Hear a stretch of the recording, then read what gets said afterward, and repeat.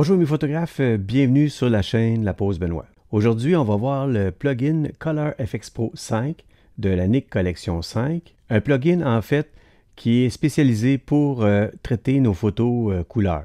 Comme pour les autres plugins, on va utiliser de façon indépendante. On ne passera pas par Lightroom ou Affinity Photo. Ça prend un fichier TIFF évidemment pour que ça fonctionne dans ces plugins. Alors pour commencer, on va convertir notre photo dans Affinity Photo. Alors ici, j'ai une photo que j'ai prise l'été dernier dans les champs de tournesol dans la région de Laval. On va garder la photo brute et on va cliquer sur Développer pour se retrouver dans Photo Persona. Et par la suite, on va aller dans Fichier et on va exporter la photo. Comme je disais auparavant, ça va être le format TIFF.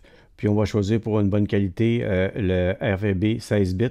Puis on va cliquer sur Exporter. On se retrouve dans l'interface de Color FX Pro 5. On peut encore une fois faire glisser l'image ici ou aller dans le menu Fichier et cliquer sur Ouvrir. Une fois que la photo est ouverte dans l'interface, on a comme à l'habitude notre interface de gauche où on retrouve les différents filtres pour faire le traitement de notre photographie. On a également les presets, l'historique et également la possibilité de faire nos propres pré-réglages personnalisés ici. Évidemment, dans la section de droite, on trouve les curseurs selon les différents filtres. En haut de l'interface, d'une façon homogène dans tous les plugins, on retrouve la section Comparer. Je vais vous montrer par exemple en augmentant l'intensité à outrance.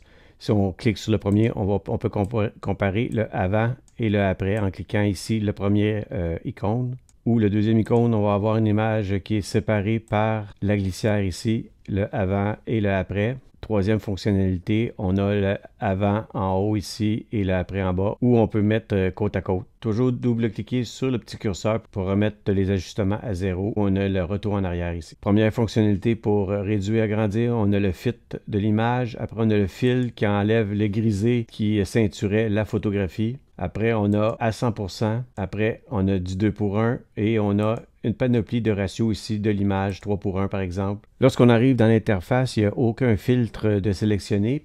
Par contre, si on regarde les ajustements à droite de l'interface, on a le Clear View qui est un peu le pendant d'éliminer la brume, supprimer la brume dans Affinity Photo ou le voile dans Lightroom. Alors, si on augmente l'intensité, on va voir exactement ce que ça provoque sur la photographie. Ça élimine le voile atmosphérique un peu. Évidemment, il ne faut pas exagérer avec ce curseur.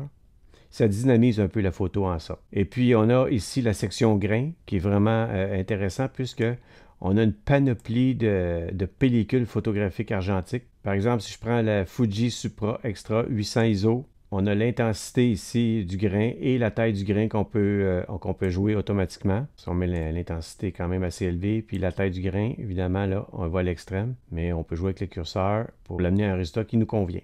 Alors, comme je le dis ici, à gauche, on a toutes sortes de filtres.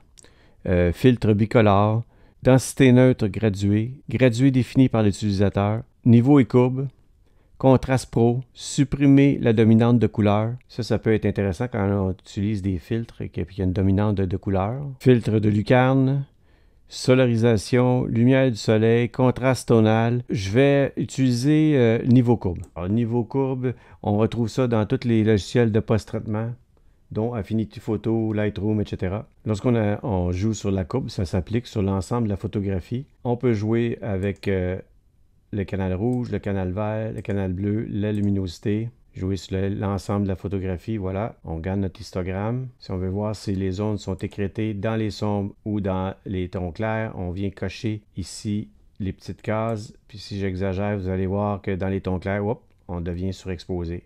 Alors on vient l'ajuster pour éviter que ça soit cramé. Alors, j'ai joué sur l'ensemble de la photographie ici. Alors ici, on a l'histogramme qui est quand même relativement bien réparti. Lorsque je clique sur le 1 pour 1, ça équivaut à 100%. Je peux naviguer ainsi dans ma photographie pour zoomer dans la zone que je veux. Et ici, je peux créer un instantané en venant cliquer sur, par exemple, la zone du tournesol ici. Je peux venir bouger après ma zone et ici ça bouge pas parce qu'avec la petite pin ici ça fait un instantané. Alors si je vois jusqu'à maintenant mes ajustements, le avant et le après, la photo est éclaircie. Alors dans la Nik Collection, le point fort de ce logiciel, c'est les points de contrôle. Alors par exemple ici j'ai créé 2 points de contrôle où j'ai joué sur la luminance et la chrominance pour éclaircir le bas. Donc, on part le avant, le après. Voilà. On pourrait peut-être venir jouer sur le contraste quelque peu, augmenter la luminosité. On peut également jouer avec un filtre extracteur de détails, jouer avec l'ensemble des curseurs. C'est une photo qui se prête bien au contraste, augmenter beaucoup les détails, parce que c'est une photo qui incite à ça avec les tournesols. Comme vous pouvez voir, là, les différents filtres dans Color FX Pro peut être très puissant, donner de bons résultats. On a toujours la possibilité avec l'opacité de réduire notre ajustement si on était un peu fort. C'est un autre filtre ici que j'ai utilisé, lumière du soleil, vu que les tournesols, vu que c'est jaune, ça inspire un peu le soleil, malgré que c'est nuageux. Contrast Pro, c'est un autre filtre qu'on peut utiliser. Alors voilà, ça donne un aperçu sommaire de tous les filtres qu'on peut utiliser dans Color FX Pro. Alors maintenant, je vais vous montrer les presets que Color FX Pro peut nous suggérer. On a l'accentuation des verts. Évidemment, quand on choisit les presets, bien, les ajustements que j'ai faits auparavant vont s'effacer automatiquement, puis va appliquer les ajustements selon le plugin. On peut choisir couleur automne, évidemment. On peut réajuster le tir avec l'opacité. On a 39 pré-réglage avec ce plugin, quand même, il y en a quand même beaucoup. Ici, c'est un pré-réglage qui va justement booster la netteté de l'image. Alors, évidemment, c'est une image qui se prête à cette situation. On a ici coucher de soleil, l'effet HDR, une ambiance douce et rêveuse. Ici, on va avoir le jour ensoleillé. Alors, ça, c'est quand même bien. Le printemps. Encore une fois, vous pouvez cocher la petite case ici. Ça va préserver les modifications. C'est non destructif. Évidemment, les fichiers sont plus volumineux. Mais ça vous permet de revenir travailler sur votre photo plus tard et garder les réglages. Alors voilà ce qui complète le tutoriel sur Color FX Pro 5 de la Nik Collection 5, en espérant que ça vous a plu. Je vous invite à vous abonner si ce n'est pas déjà fait, à laisser un commentaire, un petit pouce bleu, ça fait toujours plaisir et on se dit à la prochaine. Au revoir.